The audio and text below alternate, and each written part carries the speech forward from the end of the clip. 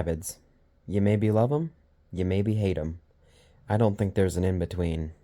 I absolutely adore these creatures, but it's mostly due to nostalgia for a specific game, Rabbids Go Home.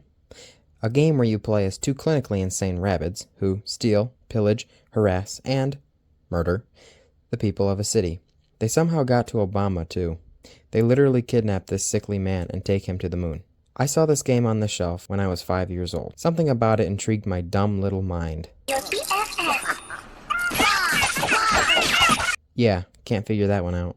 It was the Wii game I would constantly play, no matter how many times I had already beaten it. That definitely has had some long-lasting brain damage effects. Most people will recognize these insane murderous creatures from their slew of video games, or their TV show Rabbids Invasion, or their movie. These things got their own movie? You might have also seen some of their merchandise, including figures, plushies, costumes, Wii Fit pad cover, a Wiimote case, and a Wiimote charging station. Huh? The Rabbids first made their appearance in Rayman Raving Rabbids, the fourth Rayman game. Rayman, remember that armless, legless, necklace fellow that the Rabbids completely replaced? Anyway, they were supposed to be villains for Rayman, but the Rayman Raving Rabbids was a party game, and there wasn't really a story. The Rabbids would then go on to appear in Rayman Raving Rabbids 2, again, another party game. In this one, the Rabbids completely take over the world, but really it has nothing to do with the minigames. Nothing really happens, but I don't think Rayman succeeds in stopping the Rabbids, so the Rabbids do in fact take control of the world. The next game is Rabbids Go Home, which I'll get to in a minute. I just want to note that this is the Rabbids' first solo installment, and the first game without Rayman. After this, Rabbids would go on to have another, 6 or something party games, and then 2 Mario plus Rabbids games. They did other stuff, but who cares about the weird mobile games? The Rabbids live in a junkyard. There's quite a few of them all living together. I really hope they just appear and aren't born, because I don't really want to think of Rabbids mating, or what their mating call would sound like. Out of all the Rabbids we see, these two with the shopping cart are really the only important ones. There is a brass band, which usually only appear at the end of each level, except for the French horn Rabbid, who appears multiple times each level and serves as a checkpoint. These brainless creatures sleep on... well, I don't know what they are. Lights, I guess? I'm not sure. They sleep on these lights, but when they look up into the sky, they see the moon. An even bigger light. I don't know why they haven't realized this until now, but it's the Rabbids. It does make sense. I'd like to also think this is probably their first time ever looking into the sky. They devise a plan to build a tower of junk to the moon. Pretty simple, right? Can't be that far.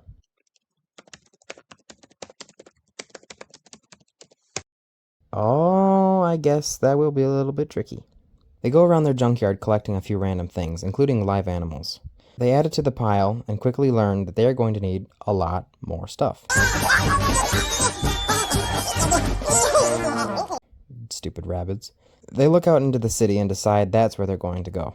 Once they start collecting stuff, also known as stealing, the humans basically say, hey, no, give stuff back, please. There's this dude known as Mr. Director, who kind of leads this anti-Rabbid movement. He gets these people together called verminators, and they're supposed to kill the Rabbids? They never really say what they want done with the Rabbids. The verminators are the main antagonists of the game. They consist of this guy, who is the first verminator, despite that 2 on his suit. And then there's this guy, number 3, the Verma-Penguin, number 4, Verma-Jumper, number 5, Verma-Torch, number 6, Verma-Top, and this spiky feller, Verma-Tank, who doesn't have a number, but I'd like to assume 1. The Verminators also have some dogs that chase after you. For some reason, they sometimes put bombs on the dogs' heads, and they literally can't do anything about it. You just wait for them to explode, and it literally kills the dog.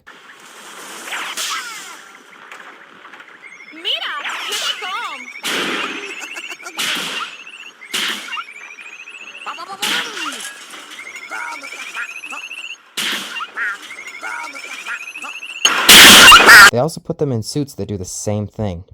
If they touch you, they die. They literally kill dogs. Don't think for a second you don't add the carcass to your cart, because you most certainly do. The tower by the end is filled with animal corpses.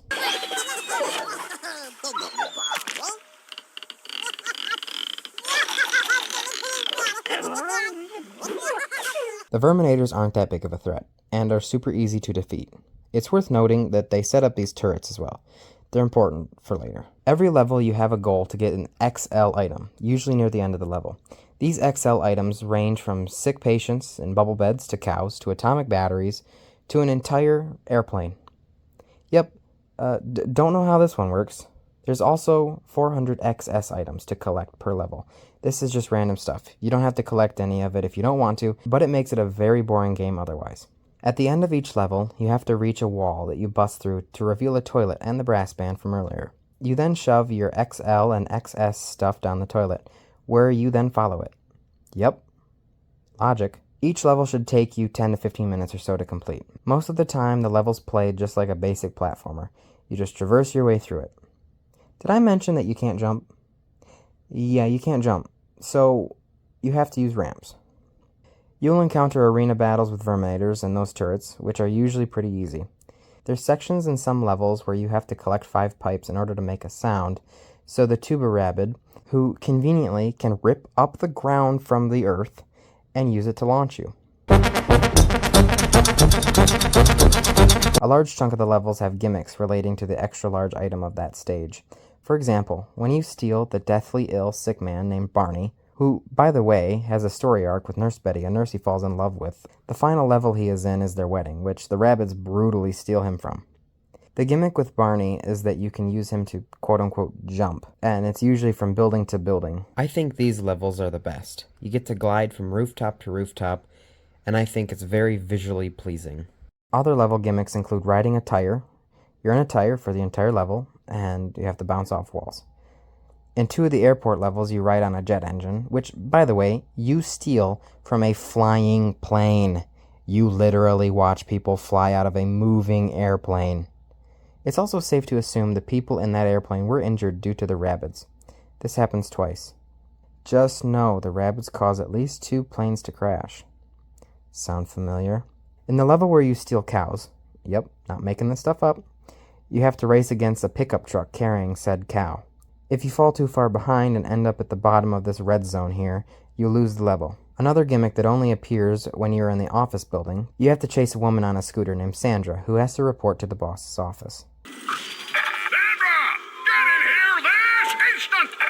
Hold your horses, Mr. Director! In these zones, when you chase her, you're in a timed area, where you have to make it through in a limited time. Collecting all the items in the timed area is probably the hardest challenge of the whole game. Good thing you don't actually have to do that. I don't know where else to put it, but in some of these levels you have the option to blah a person down an elevator shaft, or a construction site. You can also make window cleaners fall to their death. Just felt like this was worth mentioning. It doesn't affect the gameplay at all. But it is fun hearing them scream as they fall.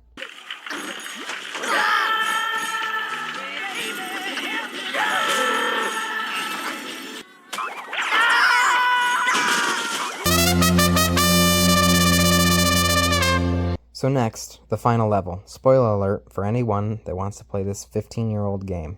So in the final level, titled King of the Pile, the Verminators have taken control of your massive tower of junk. This plays like a normal level. There's nothing super special about it. You get a longer than usual arena section, and a couple tracks from the soundtrack that only plays in the last level. There's no final boss. There's actually no bosses in the game at all. Once the level is complete, you are greeted with a cutscene, revealing once again that you have failed to reach the moon. Then, all those turrets I mentioned earlier start shooting bombs onto the tower. The bombs all detonate, and the entire tower is blasted into space. We do get the happy ending after all.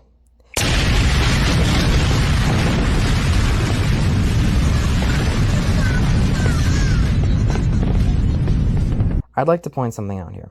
If the Rabbids hadn't murdered enough, you can see in this cutscene that Barney is 100% dead. I mean, he was going to die anyway, but now he is in space. And I'm sure there were more. The cow should also be dead. Somehow, though, it does make sense the Rabbids can live up there. Just because that's the ending doesn't mean I'm done. There's a whole other section to the game. In the Wiimote. It's Rabbid torture. Fun. The Rabbid before you is currently in the Wiimote. If you press A, you will see the A being pressed. If you move the Wiimote, the Rabbid inside moves around. It's actually an extremely unique and cool part of this game. Every 100 items you collect in the levels, you get an unlockable tool, hat, or sticker to put and use on your Rabbid. This is basically just character customization. But look, you get to squash this Rabbid's dumb stupid skull with a vice. You can also play a few minigames. You had to complete these each once to further progress into new areas. The minigames aren't that fun. This is my favorite game of all time. Probably half of the reasoning is nostalgia. Like I said, I have had this game since I was 5, so this game has been in my life for nearly a decade and a half. And not a one of those years did I miss playing Rabbids Go Home all the way through, at least once. I don't play many modern games now, but from what I see, they just don't make games like this anymore. This game is so incredibly unique, with such a random idea that is executed expertly. This game was a pivotal point in the Rabbids' history, dropping Rayman and thrusting their way into becoming one of the most successful and recognizable characters that has even expanded beyond video games. If you have never played this game, blow off the dust on that Wii, or I guess Wii U, which is also probably dusty at this point.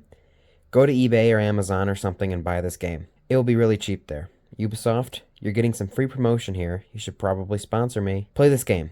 I only showed you an overview of the game. There is still so much to experience. I mean, who doesn't love a game where you get to beat up dogs, steal people's clothes, kidnap sick people, and murder people via scaring them down an elevator shaft? So play it. Come back to this video and leave a comment and let me know what you think. If you've already played it, tell me what your favorite part of the game is. This is my favorite part.